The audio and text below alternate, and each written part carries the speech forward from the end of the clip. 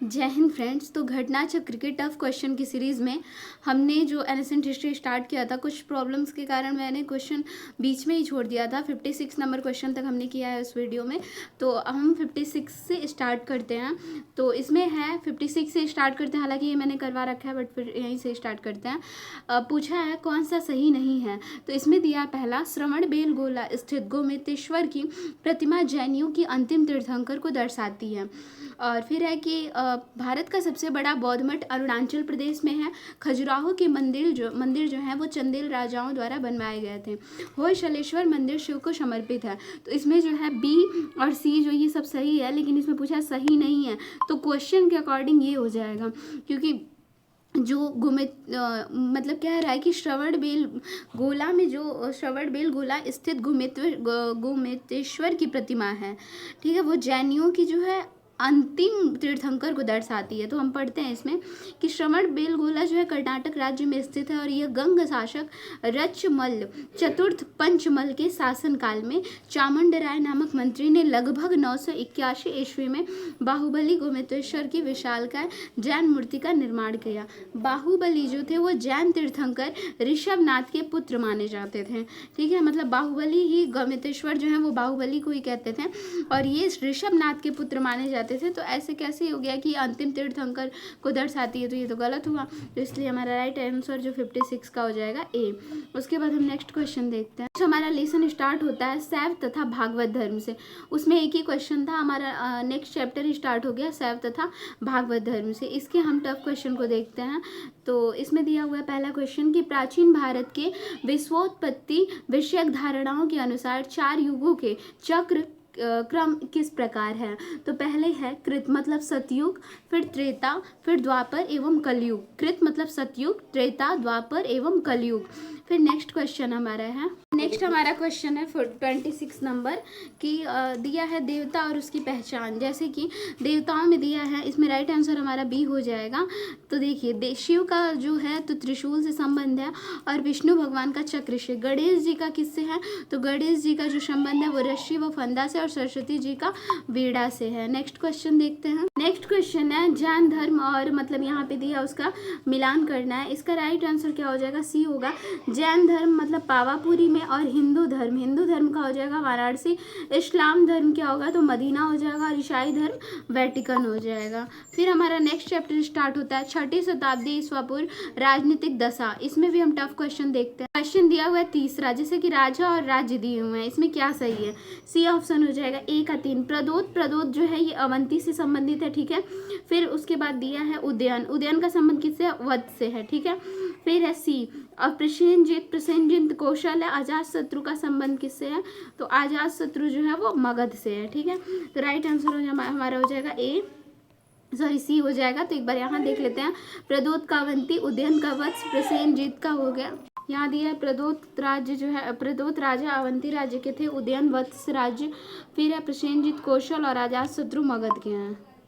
मगध साम्राज्य की राजधानी पाटलिपुत्र के बारे में निम्नलिखित में से कौन सा कथन जो है सत्य है। दिया हुआ है पाटलिपुत्र उत्तर में गंगा नदी में से एवं पश्चिम में सोन नदी से घिरा हुआ था। तो क्या ये सही है, बिल्कुल सही है कि ये मतलब जो पाटलिपुत्र था उत्तर में किससे, गंगा से, और पश्चिम में सोन नदी से घिरा हुआ था। नेक्स्ट क्वेश्चन देखते हैं। नेक्स्ट क्वेश्चन है महाजनपद युग के 16 महाजनपदों के नाम बौद्ध साहित्य में प्रायः उल्लेखित मिलते हैं, कौन कौन से हैं। तो इसका हो जाएगा मगध है, उसके बाद अस्मक है, फिर है शी कंबोज है। तो ए बी सी इसका राइट आंसर हो जाएगा। पढ़नी संस्कृति भाषा के सबसे बड़े व्याकरण हुए हैं और इनका जन्म तत्कालीन उत्तर पश्चिमी भारत के गांधार में हुआ था। पाणिनि का जन्म कहाँ हुआ था, तो गांधार में हुआ था और इनके व्याकरण का नाम था अष्टाध्यायी। अष्टाध्यायी में 8 अध्याय हैं अथवा लगभग 4000 सूत्र है। पाणिनि के अष्टाध्यायी में उल्लेखित प्रमुख जनपद है मगध है, अस्मक है, कंबोज है, गंधार है, सूरसेन है आदि है। बौद्ध ग्रंथ के अंगुत्तर निकाय में जैन ग्रंथ भगवती सूत्र में 16 महाजनपदों की सूची मिलती है। अब हम नेक्स्ट क्वेश्चन यहाँ पे देखेंगे कि निम्न में से किन ग्रंथों में प्राचीन भारत की 16 महाजनपदों की सूची मिलती है, कौन कौन से हैं। तो दो इसमें हो जाएगा 2 और 4, अंगुत्तर निकाय व भगवती सूत्र। नेक्स्ट क्वेश्चन हम देखते हैं। नेक्स्ट क्वेश्चन दिया हुआ है 9 नंबर, निम्नलिखित मगध राजवंशों के काल क्रमानुसार व्यवस्थित कीजिए। तो इसका हो जाएगा पहले कौन सा राजवंश आया था, तो देखिए पहले हर्यक वंश आया था, तो इसका हो जाएगा बी ऑप्शन 4, पहले हर्यक वंश आया था, उसके बाद आया था नंद वंश, हर्यक वंश के बाद नंद वंश, फिर मौर्य वंश आया था और फिर शुंग वंश आ जाएगा। तो 4 फिर 1 फिर 3 फिर 2, मतलब हर्यक वंश के बाद नंद वंश के बाद मौर्य वंश, फिर आएगा शुंग वंश। नेक्स्ट क्वेश्चन हम देखते हैं 52 नंबर क्वेश्चन है कि विश्व के सभी भागों में ईस्वी पूर्व 6वीं शताब्दी एक महान धार्मिक उथल पुथल का काल था। वैदिक धर्म बहुत जटिल हो चुका था, इसमें क्या सही है, तो ए और बी दोनों सही है। इसकी व्याख्या पढ़ लेते हैं एक बार।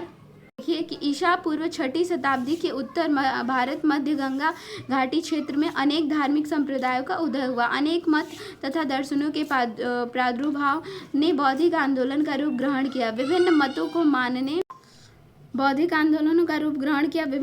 मानने के वाले सन्यासी घूम घूम कर अपने जीवन दर्शन का जन समुदाय में प्रचार, एक दूसरे के दर्शन का खंडन भी करते थे। यह भी महत्वपूर्ण है कि इस प्रकार के बौद्धिक आंदोलनों के प्रमाण अन्य देशों में भी मिलते हैं। चीन, ईरान, यूनान में पुरातन मान्यताओं को चुनौती देने वाले क्रमशः कन्फ्यूशियस, जरथुस्ट्र और पाइथागोरस थे। वैदिक धर्म बहुत जटिल हो चुका था। मंत्रों की शुद्धता और यज्ञों पर बहुत जोर था, जिसमें पुरोहितों का महत्व अत्यधिक बढ़ गया था। यज्ञों में बहुत धन व्यय होने लगा और पशु बलि को भी बढ़ावा मिला। नेक्स्ट क्वेश्चन देखते हैं। नेक्स्ट क्वेश्चन है उत्तर प्रदेश के प्राचीन जनपद और उसकी राजधानी दिया हुआ है। जैसे बी ऑप्शन हो जाएगा कुरु। कुरु की राजधानी क्या है, तो कुरु की राजधानी हो जाएगी इंद्रप्रस्थ हो जाएगी। फिर है पांचाल की राजधानी अहिछत्र है। कौशल की राजधानी क्या है, तो ये हो जाएगी साकेत, और वश की राजधानी हो जाएगी कौशाम्बी। नेक्स्ट देखते हैं। नेक्स्ट दिया हुआ है महाजनपद व राजधानी, तो ये भी सेम वैसे ही है। मत्स्य की विराटनगर होगा, कुरु का इंद्रप्रस्थ हो जाएगा, सूरसेन का क्या होगा, तो सूरसेन का हो जाएगा मथुरा, अस्मक का पोतन हो जाएगा। फिर नेक्स्ट हमारा ये क्वेश्चन है, यहाँ पे क्वेश्चन नंबर यहाँ दिया हुआ है 58 कि प्राचीन भारत की श्रेणी व्यवस्था के बारे में असत्य है। तो देखिए श्रेणी व्यवस्था जो थी मात्र उत्तर भारत में प्रचलित थी, ये गलत है। अब श्रेणी व्यापारियों और कारीगरों की संगठन थी, सही है। उत्पादित वस्तुओं की गुणवत्ता और कीमत संबंधित श्रेणी द्वारा निर्धारित की जाती थी। श्रेणी अपने सदस्यों के आचरण पर भी नियंत्रण रखती थी। ये बाकी सब सही है, लेकिन ये पूछा है असत्य है, तो ये डी ऑप्शन हो जाएगा। और प्राचीन कालीन भारत में ही शिल्प अथवा व्यवसाय करने वालों के समूह को श्रेणी की संज्ञा प्रदान की गई है। इनके उद्भव का एक महत्वपूर्ण कारण उत्तर वैदिक काल में उद्योग धंधों का स्थानीयकरण था। श्रेणियों देश के व्यापार वाणिज्य का संचालन, वस्तुओं की गुणवत्ता व कीमत निर्धारण के साथ साथ अपने सदस्यों के आचरण पर भी नियंत्रण करती थी। उत्तर भारत के साथ साथ दक्षिण भारत में भी श्रेणियों का प्रचलन उल्लेख मिलता है।